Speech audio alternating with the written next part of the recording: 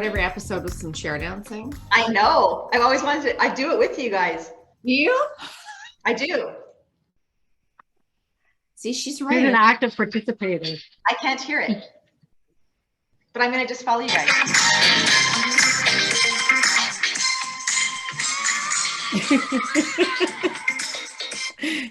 You are a very active participator in the chair dance. Thank you for that. Oh, it's so good. It was Thank you. Back to the aerobics class. Welcome to episode 18, Pithy Musings. Woo! Can you believe it's 18? I know it's Trey's exciting. It's so great to be here. My name is Eva Van Krugel. I'm with Fervor Leadership Coaching and Consulting out of the Pacific Northwest. I'm joined here by Carolyn Berglund, and I'm based in the beautiful city of Calgary, which is quite sunny and lovely today. And I am the founder of an organization by the name of Talk Talk. Yes, and we are going to introduce an incredible guest that we have today on an incredible topic, bated breath. Before we do a really quick touch base on what's Pithy Musings, if you're just watching or listening for the first time, it is a podcast on topics tough, timely, sometimes taboo. We're on a mission to help humanity to be better. So if you're a leader, you're an entrepreneur, or you're a position in influence in an organization of any size, wherever you are, this podcast is for you. So thank you for being here. Our friends, our clients, our community around the globe, we love hearing from you. Keep the feedback coming. Bring it on. If you're not yet subscribing, I'm almost done. If you're not yet subscribing, please click on the subscribe button on the Pithy Musings YouTube channel. You can follow us on Spotify. And over to you, Carolyn, to share more and intro our amazing guest. Yeah, we're recording live. I had someone ask me if we actually massage the episodes in some way. We don't. We actually just press the record button. So we're recording live with select humans that we think are some of the wisest on earth who can help humanity to be better. That's a small order. Joining us today is a dear friend, Christine Mack-Granger. Christine has spent over 25 years in HR. She's an accredited coach, and her approach is grounded in, and I love this, integrity, inclusion, and compassion. One of the reasons why we invited Christine on our 18th episode is her background and experience on the topic of grief. She has some personal interest in navigating and supporting through grief because it came directly through her own experience. She lost her older sister and a friend suddenly and unexpectedly at the age of 36. So it was the first time she was thrown into the depths of navigating grief, and she found that it was truly a lifelong skill, and I agree with that. So instrumental and part of that learning was her participating in a grief group, which she said was absolutely life-changing. Soon after, she became a volunteer facilitator with the program, and she's been co-facilitating grief groups for sibling and parent loss for 23 years. Her professional work in HR, she identified a strong need to enable leaders and HR colleagues on how to support grief in the workplace, which I think is a topic that just really hasn't been discussed very much. So Christine Mack-Granger, thank you so much for being here today. And in full disclosure, Christine and I have known each other for, I don't know, let's call it 10 years. We've had the chance to partner and work together over the years. So we really are just thrilled for you to be here. Oh, thanks for having me. I'm excited to be here. Yeah, so Pithy Musings, we've taken a bit of an interesting turn the last 3 episodes where we asked these questions, these 5 wise questions for human beings. And it's really based on the Proust questionnaire, but we created our own 5. So we want to kind of dive into it and we'll see where it goes. We'll interject the topic of grief throughout it, but let's start a little bit light, or perhaps it won't be light. Do you have a favorite book and or podcast? Mm. It's interesting. I was thinking about that question, and I to bare my soul early, I'm a lazy listener to a podcast. Like I need to see people speaking sometimes. And so there's two I would say that I really have enjoyed, especially during COVID. And number one wasn't a podcast per se, but more of a Facebook and Instagram live that was done daily and then changed to less frequency by actually a local psychologist. Her name is Dr. Jody Carrington. You've told me about her. Yep. Yeah, and what I really appreciated about her, and I've followed her ever since I actually saw her speak at my husband's company. She did a mental health day during COVID with them, and you got to invite your family members. And so I participated and I started following her. And what I really appreciated about her during COVID and as we move forward is, as a psychologist, she really framed her Facebook and Instagram live discussions on just about being human and the challenge of connection. And it wasn't anything that was anything but just about being human every single day. And she talked about her own struggles, and she swears and she's funny, but it's really impactful. And she just gets to the heart of her big story. Her big focus is connection in a disconnected world, especially what's happened during COVID. And she has a real passion for first responders and teachers, just given what they've had to experience during COVID. So she's one I actually stay really, I listen to her during her lives. And when I hear that she's doing a podcast, because she just comes back to what it feels like every single day to live in our current situation and society, and connection, disconnection, and mental health is a big focus for her. And I would say that's refreshing, right? Because I've often talked about the mask that we put on to the outward universe. We have so much going on beneath that, whether it's, a child with special needs or parents in palliative care or whatever, everybody's dealing with something. And so when someone actually speaks authentically and from a human perspective, it's lovely to watch, and it's unique. It is. And she actually calls that Mary Poppins. She Mary Poppinsing things like, it's okay. And it doesn't actually get to the heart of what needs to be discussed and talked about. And one of her lines is also like, talking about your emotions won't kill you, but not doing it could.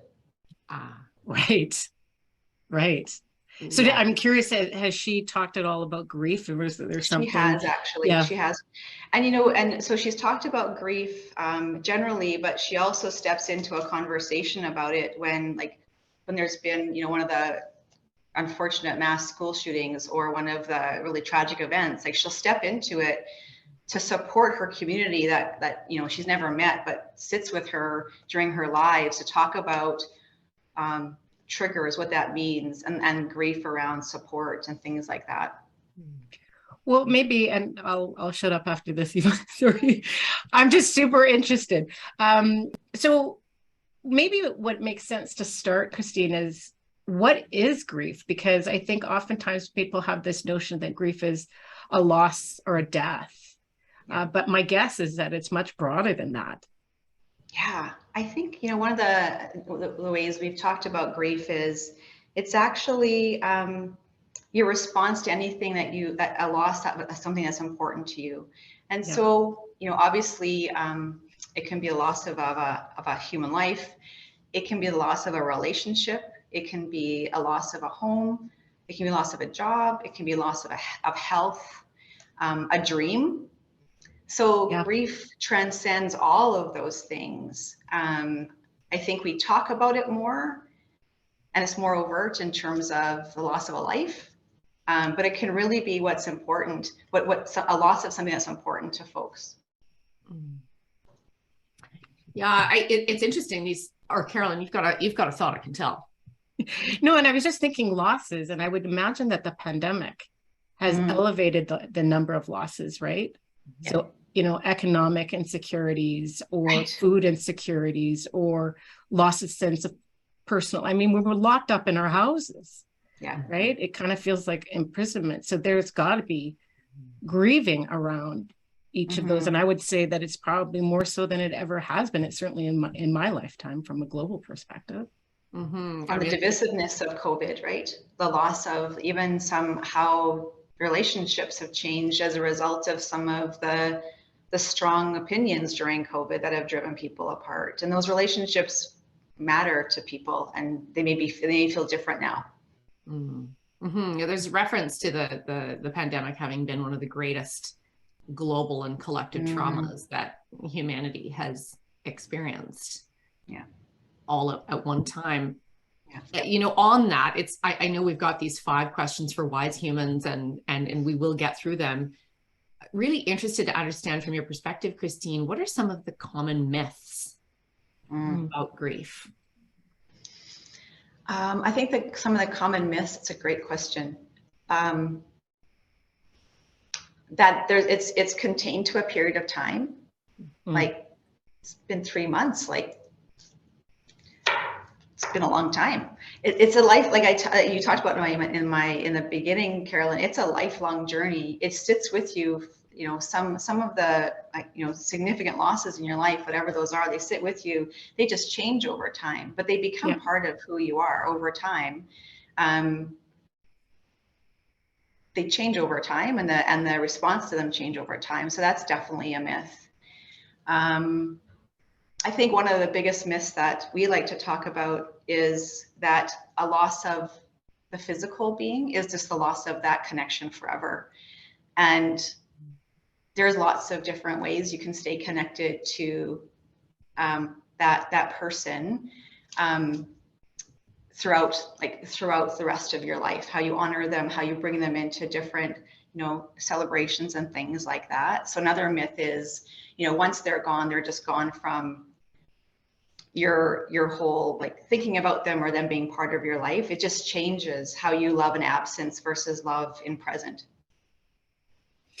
Yeah, and so I mentioned in the bio that, and thank you for being so vulnerable and open to talking about this, that you lost your sister and very good friend at a pretty early age, and that was the catalyst for going out and getting some help. So I would say, number one, that's probably a pretty big step for anybody. And so what have you learned through that journey in terms of getting help and then becoming a volunteer and doing it for 23 years? I think the thing that has sustained me in keeping involved is I had never experienced a loss before, so I didn't know how to navigate it, let alone probably like one of the most significant people in my life, my oldest sister, Bev. And so I knew that I needed to do something different. And I didn't really get significant help until about 3 years after, until I was informed about the program. But one thing I recognize is that when people come to the program, they come for hope. Because they know that what they're experiencing now, like, they're already experiencing the depths of grief and the sadness and all of the things that are part of that. But over time, and with the right support and the right conversation and the right validation, and I think that is one thing I think is really important, is they'll start to understand how hard it is. They'll understand, things like there's not a timeline. Everybody grieves differently. Has to be your journey. You can't compare yourself to others and how you believe they're experiencing the grief. But on the other end of that, there's a way to thrive. And I think there's sometimes, when you're in the depths of it, honestly, like, you're just trying to survive, let alone understand how to thrive. But with the right conversations and the right support, and validation for me is a really key word in that. I think we've seen, our programs are 6 weeks long. We've seen people get to the other side in a way that, week 1, they don't even think it's possible. Week 6, they're negotiating for us to continue with them because they don't want to lose the group and the connection and things like that. And for some people, it's sometimes the only place that they can come and have a safe place to talk about it. The pressures of the world bring them back into being a parent or an employee or or those things that they may not be able to create the space to be able to do what they need to do for their own grief. Well, I'm thinking about creating space. My observation, and totally correct me if I'm way off base, my observation is the workplace, and I'm talking about the workplace in more of a North American context, does not give much space or time or validation for grief and the process of grief, and respecting that it's so different for every person. Yeah, and the relationship. Yeah. Like someone's relationship too can be so different. Sure. Well, and I'd love to see, what are you noticing, and what do you think needs to shift? Mm-hmm.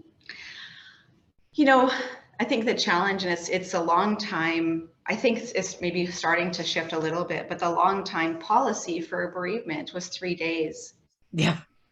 5 days if you have to travel. And that's standard. Like that's a pretty standard. Is it? It is, yeah. And now I think hopefully companies are starting to think about that a little differently, but I can't even imagine what 3 days, like, and it's basically to attend the funeral. Yeah. Right. To get, to attend the funeral and do do all of that work. And that's what it is. It's work, to be completely honest. I think that, I don't know if it's a discomfort. I think that people need to be comfortable when someone comes back into the workplace to sit with them and let them know that, like, what do you need? How can we be here for you? I'm going to keep checking in on you just to see how you're doing and what you need. And there's a lot of silence, I think, when people come back to the workplace after a personal loss. I would even go so far to say it's almost a taboo topic, right? Like grief is a universal human experience, but the workplace doesn't really know how to do it. We don't teach it in leadership. No. And likely should be something that we teach, right? And I think that, they have the EFAP program so people can get help if they need to afterwards. And I would never want a leader to feel like, or a peer or a colleague to let they need to take the place of an EFAP program, but they can take the place of support and acknowledgement and validation and checking in and just letting the person know that they have the support if they need it while they come back to the workplace. Because sometimes there's also a lot of impatience with them not maybe producing as much as they were prior to loss. And when we hear folks, the 3 themes that we hear are the most difficult after a loss are the change in family dynamics, the change in social systems. So people that, they thought would be there for them aren't. And so they grieve the loss of some relationships, even while they're going through their own grief and going back to work. Those are, I would say, the 3. There's lots of other things that people experience. I'd say those are the 3 things that I've certainly heard in my 20 plus years of sitting with folks who are experiencing the depths of grief. But going back to work is definitely one of them. I also feel like there's, that there is the workplace, yes, and there's something systemic happening in the world where we're very uncomfortable with grief. We are so uncomfortable with another individual wailing. Yeah, it's true. But we're very comfortable. We're very comfortable when there's celebration. So someone's getting married, someone's graduating. We have celebrations and we have rituals around that, and we spend a lot of time as like these key milestones as you go through your life. Someone's having a baby, and then everyone is going to experience a loss in their life, and it's one milestone we don't prepare for. Not only to prepare for how to move through it, to help you move through it, but also how to support through it. Yeah, there's so much emotion, and I think one of the things that's just really true is people don't know what to say. Mm-hmm. And then they don't. And then they don't. And sometimes even just saying, I don't know what to say, but I want to just sit with you if that's okay. Yeah. And one of the things that I've really recognized is really important that I've started to do is I've actually started to ask their name and tell me something that they are really like, tell me what they're super passionate about. Because we spend so much time on the death story. Yes. That becomes the conversation that everyone talks to them about. And actually, this person has had X number of years of life. And how do we actually understand who they were? Yeah. How do we honor them? And I've seen the shift in like just a conversation and a smile come to their face. They think about, you know, they love to do this. This is their hobby, and they were so proud of this, and that type of thing. Well, you know, in the spirit of the topic and honoring the topic and your wisdom and insight and experiences, the second question, wise humans, and from a grief perspective, what most excites you about the possibilities in humanity, and what terrifies you? I think, you know, I think that the COVID broke open the conversation on mental health. Yeah. And I don't think, I mean, it's not as broad as we hope it can be over time, but it normalized it a little bit. And I think people have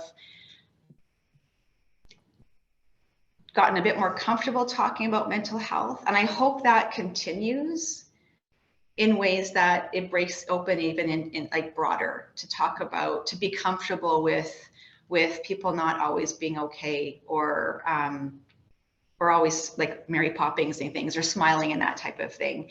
I think that's one thing that excites me, is the conversation about mental health. Even in workplaces, the conversation is much broader. But I think even between friends, COVID's broken that open a little bit. So that excites me about the potential for comfort around conversations that maybe folks never had before.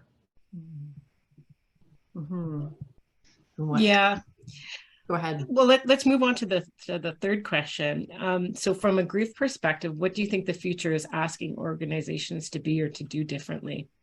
I think it's what we talked about. I think it's about just, and I know it's not part of regular leadership development, but acknowledging it's important as a support for employees when they come back to the workplace. And maybe it's not a broad program, but maybe it's as people they know coming back from a personal loss, giving people some tools and some ways to make sure that those folks feel supported when they come into the organization. When they come back to the organization, because they spend a lot of time there, and it can feel really lonely when they come back into silence. And so I think that, I don't know if our organizations will ever really normalize the conversation around grief, but if we can even just start to create some tools for folks to understand how to support when people come back, I think that would make a significant difference. And I think broadly teaching leaders to just, I mean, what you're talking about with Jody, being human and being kind and leading from that place, as opposed to the, you know, the command and control, the whatever. I mean, I think as leaders, we have to appreciate that they're human beings that are in front of us that we're leading. Yeah. And be comfortable with emotion, and emotion isn't weakness. Right. Emotion is not weakness. Emotion is about love. It's how people show love. It's about how they respond to different things. And it might be different than how you as a leader responds to certain things. But honor the differences of the person sitting in front of you and how they need to express it. When you talk about tools, are there even just one or two that come to mind that would help those of us working with one another to support the other? Yeah, I think one of the major things is, like we talked about, I think one of the biggest areas of discomfort is I don't know what to say. And because I don't know what to say and I don't want to say the wrong thing, I'm going to say nothing. And I think the biggest significant tool you can give people is, here's what to say and what not to say. Mm. And what not to say is, because that's also important, what not to say is things like, well, at least, you know, you had that many years with them. Yeah. Oh. Right. Yeah. And that's, especially if it's, oh, well, at least they had a long life, they had a long, full life. Like, and I know that people say to kind of make it feel like, but it doesn't feel good on the other side of that. I think the other thing people do is then provide their own death story. Oh, I know my father died or whatever. And Okay. it's a very different experience. And so what's really important is what to do is just honor what they want to share. Yeah. Mm-hmm. Or, and like I said, like ask their name, like what was your dad's name or what was your sister's name? And tell me one thing that they would be excited, like that they love to do, and help them remember who they were when they were alive, because those memories are the ones that we want them to live on. The death story will stay for a period of time, but who they were as a human for all the years that they were alive is what we actually want people to stay connected to. And celebrate that life, right? Celebrate that life. Yeah. So we're talking a lot about, I think, death. I'm curious if you have strategies to cope for.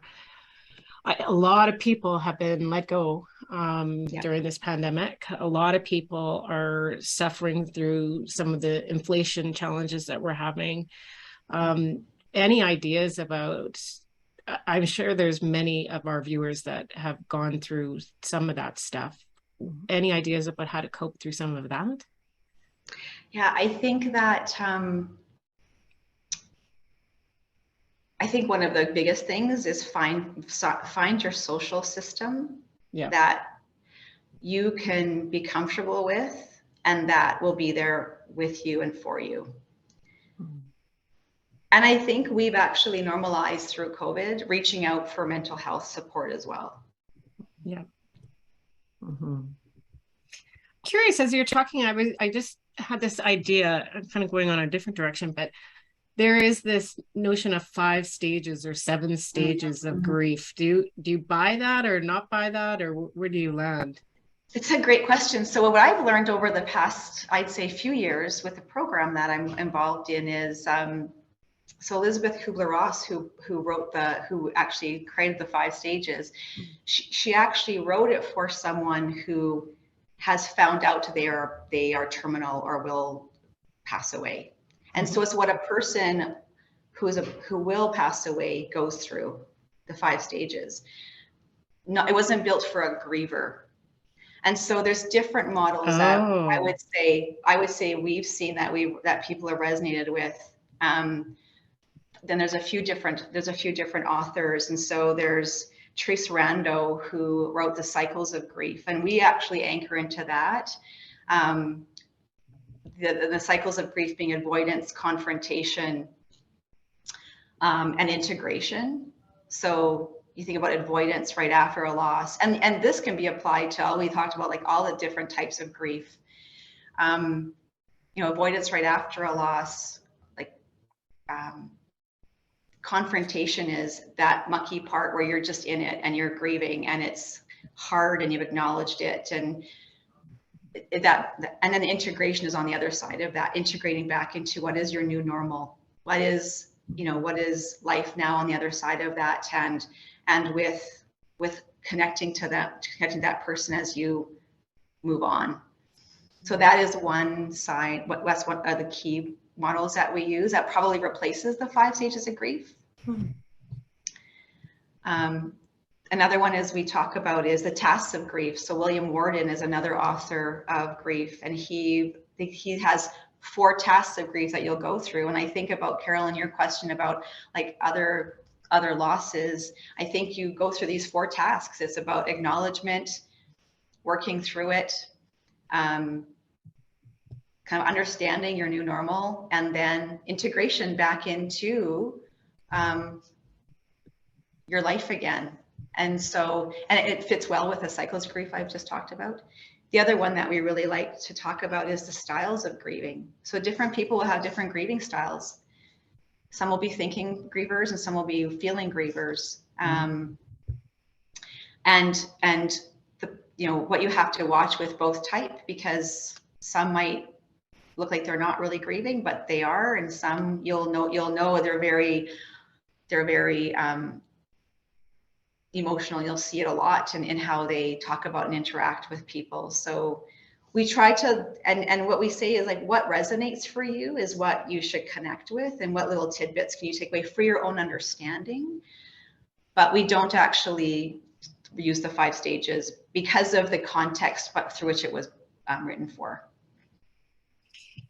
Yeah, and I would imagine that, I mean, the thinking versus feeling, I would say there's visible reactions to grief and non-visible reactions to grief, right? So visible, angry, sad, whatever that is, or the person that really just goes within themselves, and both or need to be addressed. Because, and usually the thinking, like they'll renovate their bathroom, or they'll do something that's it manifests in a different way than the emotion. Yeah. Or work a lot, or go for a new promotion, or take on new portfolios at work, seeing all of it. Yeah, for sure. One really tricky thing that I don't know if either of you have observed out there in the world, you probably have, when, like, what happens in the workplace when someone may need to be performance managed. Yeah. And performing like months, or may even be obtuse with other people. I seem to be seeing this a fair amount over the past few years through my own work. And I'm curious, what can leaders do in those situations? It's so tender. Yeah. I think the one thing that I would always offer is acknowledge, have a conversation, sit down and just say, I've noticed a change in behavior. Mm-hmm. Yeah. I've noticed this change with you. What might you want to talk to me about that? And honor the fact that they might not want to talk about it. Exactly. Yeah. And I think sometimes there's an impatience with not wanting to talk about it because they may not feel safe to talk about it, or they may not even know what they're even trying to process. Yes. But I think also is like, what do you need? Like, do you need some time? Do you need some time away? Do you need what might you need, and how can we support? Yeah. And I think, again, just coming at it from a lens of kindness, and that we're all human beings having these universal human experiences, not only celebrations, but also times where we're grieving. Yeah. Right. Yeah. I think I'm surprised how many leaders don't adopt that philosophy. But I think in this post-pandemic world, leaders that will be promoted or revered, or whatever the word is, are going to be those leaders that possess all of those beautiful human qualities that we're talking about. I hope so. It's such a vast topic, and I'm finding myself having to restrain from wanting to ask so many more, and so many questions. And the naming of some of the resources that you've shared are fabulous, and just the acknowledgement that it's a full body, spiritual, mental, psychological, emotional experience, and that is okay. Yeah, it'll impact people in all of those areas of their life, more so others than some, and it'll shift also as people move through their grieving journey. And the one thing that I just want to mention too, that I haven't yet, is the concept of disenfranchised griefs. Those are also those losses, again, not always can be a person, but it could be other things, where they're not almost socially sanctioned to grieve. So sometimes it might be the minimization of losing a pet, as an example. Yep. Or a same-sex partner, or even the relationship you had with a person who was lost. Like, maybe you didn't have a great relationship, maybe with a parent or a family member, but then it actually creates subsequent grief because you grieve the relationship you didn't have. And sometimes it's, well, you weren't very close anyway. So there's a few different, and there's lots of different definitions within disenfranchised grief, where people almost aren't given the permission to grieve. Oh, that is a fabulous point. I can think of lots of loved ones, and even in my own life. Well, and with that too, one of the myths that I've observed, and I know we've got a couple more wise questions for wise humans coming right at you, but before we touch on those, the concept of, do you ever get over it? And my belief is, you don't ever get over grief, you learn to live with it.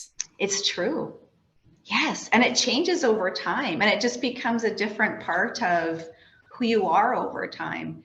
I can see something and still think of my sister and tear up. It's, you know, it's been 27 years, and it's not because I'm not over it. I'm never going to be over it. She was my big sister.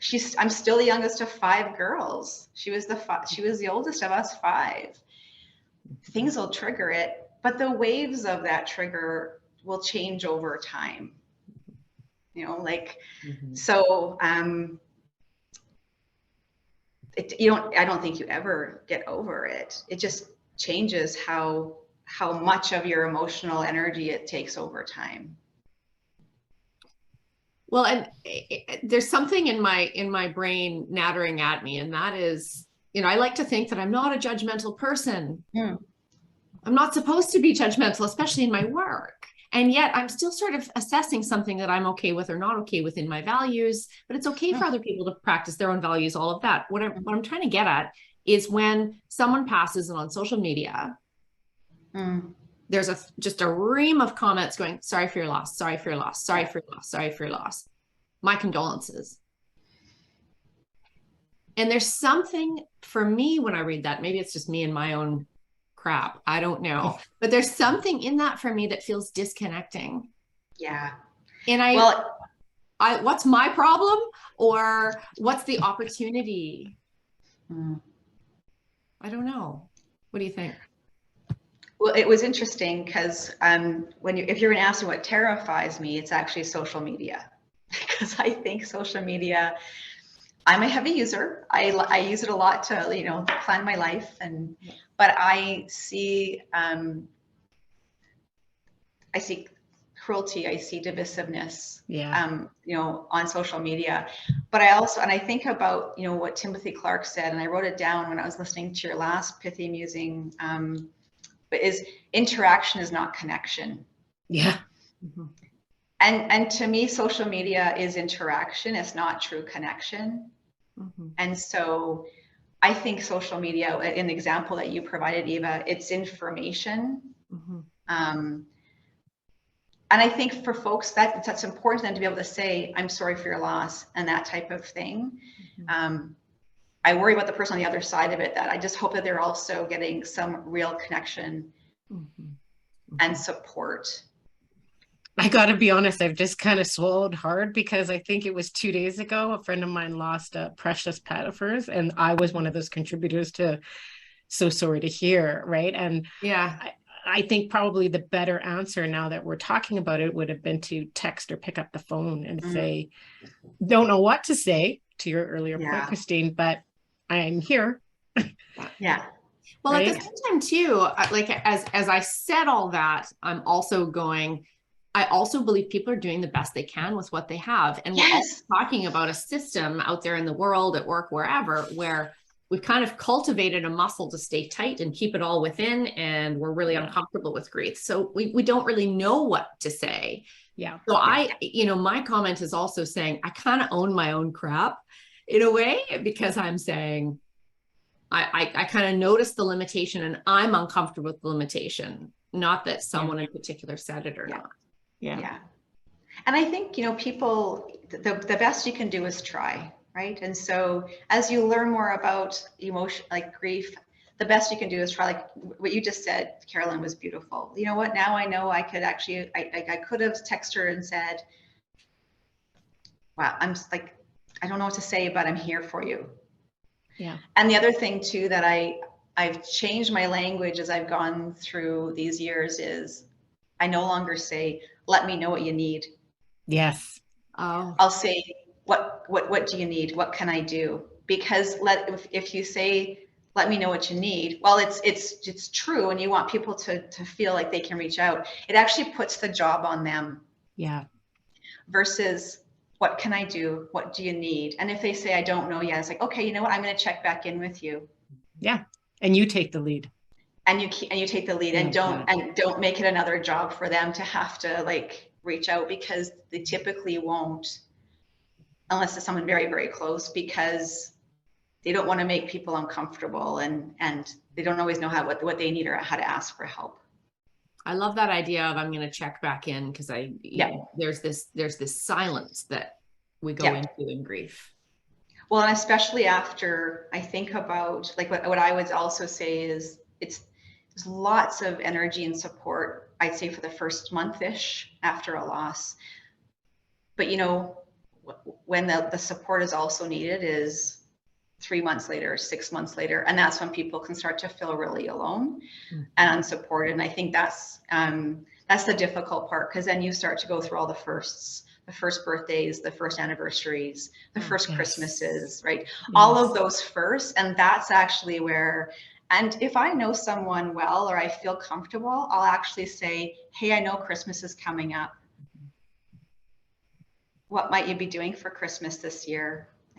What do you need as you think about Christmas? Because that's really, it's really stressing. Some people want to talk about it. Some people may not want to and even think about it. But it's just acknowledging that this is something coming up that's really important to them is something I started to do as well. That's lovely. That's a great suggestion, actually, because I'm thinking about my own experiences as you're talking, Christine, and as we're having this conversation. And I lost my dad when I was quite young. And I remember that just radio silence.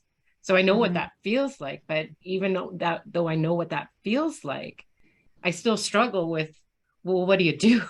Right. Yeah. So I think we're all probably struggling with that. That's why I think this conversation is so incredibly important, is to challenge ourselves and stretch our comfort zones and say, yeah, I might feel uncomfortable, but we need to be of service to our friends and our community and all of that. Yeah. And even just saying, like we've talked about, I don't know what to say right now. But I want to be here with you. And how might I help, or what do you need? Yeah. Yeah. Beautiful. And, in the spirit of honoring death, the eulogy question. That was quite the transition, Eva. Very good. This is such a great question, you guys. Well, it's, so when you think of your wonderful work in the world, and there's so much to what you've learned and contributed and given and shared over the years on this topic and more. And I thank you for that. We thank you for that. How would you like to be remembered when you skip on over to the other side, wherever that is? Yeah. I came up with one line, and I wrote it down, and it came really quickly to me, is I felt seen and heard when I was with her. Oh. Because for some folks, that's all we can offer, is that they felt seen and heard. And that for me is really important. I'm right in there with you, sister, because I think that ultimately people want to be of value and valued, and that feeds really nicely into being seen and heard. And what more could you ask for as a human being? Yeah. I love the answers. It's so beautiful. I love the answers to this question. It's such a beautiful build on Timothy Clark's answer, which was around helping and giving. Yes. Like, my heart spilleth. Spilleth. You can tell I'll be a feeler in grieving. Hello. Yeah. Yes. Beautiful. Well, let's go on to the next one. I'm just conscious of time. Yeah. Who are people you most respect and who are actively contributing to making humanity better through healthier leadership and cultures at work? So who do you kind of respect and admire? I think it's the folks who can master the trifecta of humility, empathy, and courage. And I think that it is a beautiful a beautiful connection, because I think then, you know, you'll have the right, I see people that have the right empathy and humility, but the courage to step into a hard conversation and care about making that relationship better, or care about that person feeling like they have a chance to have a voice and be seen. And I think, I'm going to be honest, I haven't seen those three in operation a lot in one human, but I think as I think about, because even I think about grief, the humility to say, I don't know what to say right now, but I really care about you. And like, what do you need from me? Or can I just sit with you in silence and be with you? Like the courage to do that and know that you actually won't have the answers and can't fill up space and can't fill up the silence, and be comfortable with this, the emotion, I think is just a beautiful way. It's probably broader than sitting with someone in grief. It's probably just sitting with anyone who's having a challenging time, or maybe there's a challenging relationship between two people, but to sit and to say, it just matters to me that we can have this conversation because I care about you and I want for us to be different. Oh, I love that. And real vulnerability in that too, right? Yeah, for sure. And I think the humility and the vulnerability come in together. Yeah. Yeah, I feel like you just modeled those three things. And it was so epically simple too. It's powerful yet simple. Yeah. And uncomfortable. And that's the courage, right? Because I think as human beings, we want to solve things for people, especially, you know, as we want to solve things and how can I fix this? And it's like, we can't fix it, but we can just sit. And sometimes just sitting, listening to a story, asking a story, checking back in is actually the best that we can do. Love it. So Eva, do you want to finish off with our last question? So we had 5 questions, but the 6th question is from our last guest, Tim Clark. Yeah, they're cheeky questions, and you get to ask a question too, not knowing who our next guest will be. So we're bated breath for that one. I gotta be honest, this is my favorite part. Yeah, no, it's good times. Yeah. Good times. Okay, so Timothy Clark, CEO and founder of Leader Factor, who was in last episode. Amazing. His question was, in the spirit of helping and giving, he says, the best synonym for leadership is influence. What is one of the best ways you can influence? I hope this answers the question, but I thought about his question a lot. And what came to mind for me is another, I would say, profound statement that I got from Dr. Jody Carrington as I listened to her lives. And it is, when they are acknowledged, they will rise. And I think about acknowledgement in terms of influence. And that can be acknowledgement of accomplishments, struggles, strengths, but just showing the belief in people. On the other side of that, they will rise. To me, just means so much about how they will, through that acknowledgement, be able to, I'm trying to think of my definition for rise in that perspective, but stand tall, feel supported.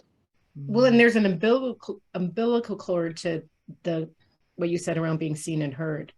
You know, when they are acknowledged and seen and heard, they will then grow and flourish. Beautiful. So what question would you have for our next guest? And we won't tell you who that is. Okay. Yeah. Well, I feel like I wanted to do one with the grief as part of it, and so I hope that it will make sense for the next person. So my question for them is, what is your greatest superpower to offer someone who is navigating grief? That is so those are good. Yeah. I mean, it's embracing that people really are doing the best that they can. Yeah. We're all in learning around this massive, uncomfortable topic. Mm-hmm. And yet it's so real, raw, and it's all around us. It's within us. Yeah. It's going to happen. Yeah. Mm-hmm. That's a great question. Oh, can't wait to see the answer. Yeah, me too. So with that, I think we shall close out episode 18 with a ginormous, big, humongous thank you to Christine Mack-Granger for sharing. If folks want to get a hold of you, Christine, should they go through LinkedIn, or how should they get LinkedIn? Yeah, LinkedIn is probably the best way. That would be great. Okay, so stay tuned for episode 19 with another brave and inspired guest, someone who we think is remarkably smart in making humanity better in leadership and work. Eva? Yeah, and please do. And just, Christine, I'm so thankful for so much wisdom that you've shared today. There are certain things I'm going to go away and journal after today, and a few wonderful thoughts to add to my own personal obsession with death and grief and desire to learn. And I hope others walk away with some beautiful nuggets. I'm confident that they will. So thanking you so much. If anyone out there wants to keep putting the funk back into being human, also being a better human in leadership and culture at work, subscribe to Pithy Musings on YouTube or follow us on Spotify. Share the episode with your community, your friends, family, colleagues. Tag us in your shares. We do random draws for the great big Pithy Musings mug. Christine, one will be coming your way.